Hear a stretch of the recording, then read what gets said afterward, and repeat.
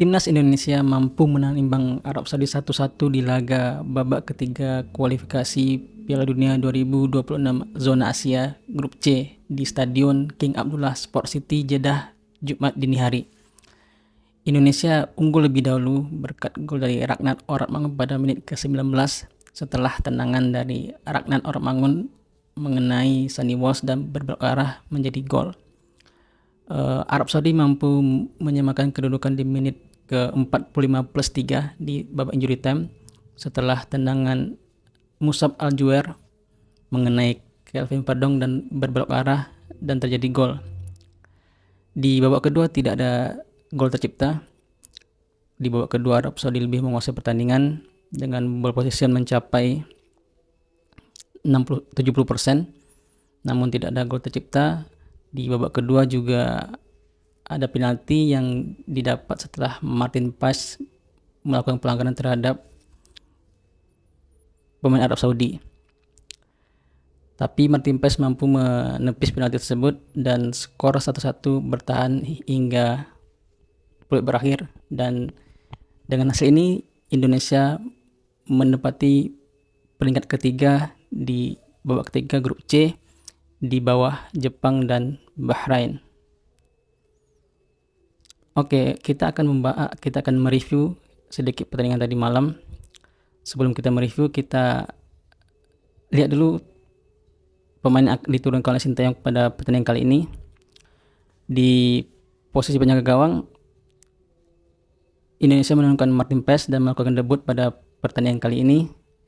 Dan di sini Sinteyong kembali memakai formasi 3-4-3. 3 back dihuni oleh Rizky Ridho, Jay Itzes, dan Kelvin Perdong. Di back kiri Nathan yang bermain, di back kanan ada Sandy Walsh, di tengah ada Tom Haye dan Ivar Jenner, dan 3 di depan ada Ragnat Oratmangun, Rafael Strijk, dan Witan Sulaiman. Di lini depan ini sangat dinamis. Permutasian antara Ragnar, Rafael, dan Witan sangat cair sehingga membuahkan peluang bagi Indonesia. Ya, kita akan membahas ke review babak pertama. Di babak pertama, Arab Saudi lebih berinisiatif menguasai pertandingan dengan ball possession mencapai 63%. Indonesia hanya menguasai ball possession 37%.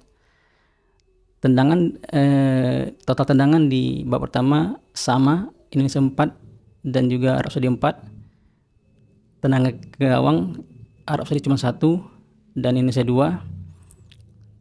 Dan jumlah corner Indonesia dapat 1 dan Arab Saudi 0. Ya, di babak pertama Arab Saudi memang lebih menguasai pertandingan, namun tidak ada peluang yang berarti tercipta. Malah di Indonesia mampu menciptakan beberapa peluang berbahaya yang mengancam gawang Arab Saudi.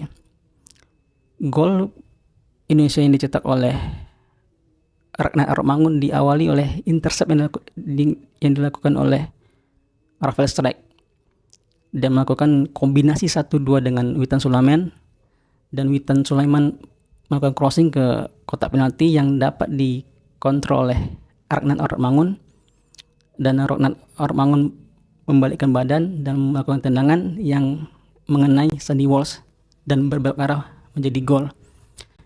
Menurut wasit, gol diciptakan oleh Ragnat Oratmangun, namun kombinasi 1-2 pemain depan Indonesia juga membuahkan peluang pada menit ke-34 setelah kombinasi 1-2 Rafael Strijk dan Witan Sulaiman kembali menciptakan peluang pada menit 34. Namun sayang tendangan Witan Sulaiman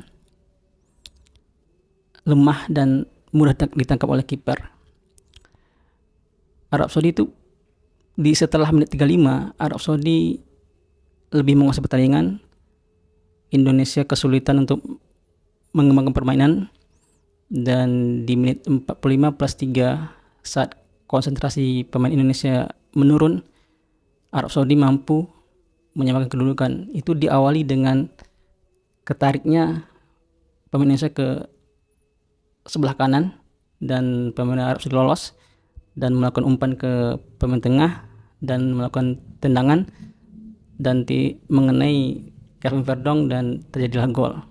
Pertama ini Arab Saudi memang lebih unggul dalam hal ball possession, namun dalam segi menciptakan peluang pemain Indonesia lebih unggul. Di babak kedua Arab Saudi melakukan pergantian pemain di menit 46, masuk penyerangnya Garib menggantikan Radif. Di babak kedua ini pertandingan sama dengan babak pertama, namun di babak kedua ini Arab Saudi lebih berbahaya, menciptakan banyak peluang. Menurut statistik di babak kedua Arab Saudi melepaskan 14 tendangan, 3 diantaranya mengarah ke gawang, sedangkan Indonesia hanya melepaskan 3 tendangan dan tidak ada yang mengarah ke gawang. Di babak kedua ini Arab Saudi setidaknya mendapat 3 peluang. Yang pertama tendangan dari luar kotak penalti namun masih ditepis oleh Martin Paes. Dan yang peluang kedua penalti yang terjadi karena kesalahan Martin Paes dalam mengantisipasi datangnya lawan. Namun Martin Paes mampu menahan tendangan penalti dan tidak terjadi gol. Dan peluang di menit ke-92 saat pemain Arab Saudi lepas hanya berhadapan 1 dengan Martin Paes, tapi Martin Paes mampu menghalaunya. Di babak kedua ini Indonesia memang tidak melepaskan tendangan ke gawang, namun di beberapa momen Indonesia sebenarnya mendapatkan momentum. Namun sayang, salah passing dan salah mengambil keputusan membuat Indonesia gagal menambah gol di babak kedua ini. Yang perlu dicatat di pertandingan kali ini adalah dropnya stamina Indonesia di babak kedua serta kesalahan pengambilan keputusan di babak kedua, terutama di babak kedua, membuat Indonesia gagal menambah gol. Mungkin karena cuaca di Arab Saudi panas sehingga pemain kelelahan dan tidak optimal dalam bertanding di babak kedua ini. Itu adalah PR untuk tim kepelatihan nanti jelang menghadapi Australia hari Selasa nanti. Jadi kita syukuri hasil imbang ini, kita dapat 1 poin dan persiapan untuk menghadapi Australia di GBK Selasa nanti.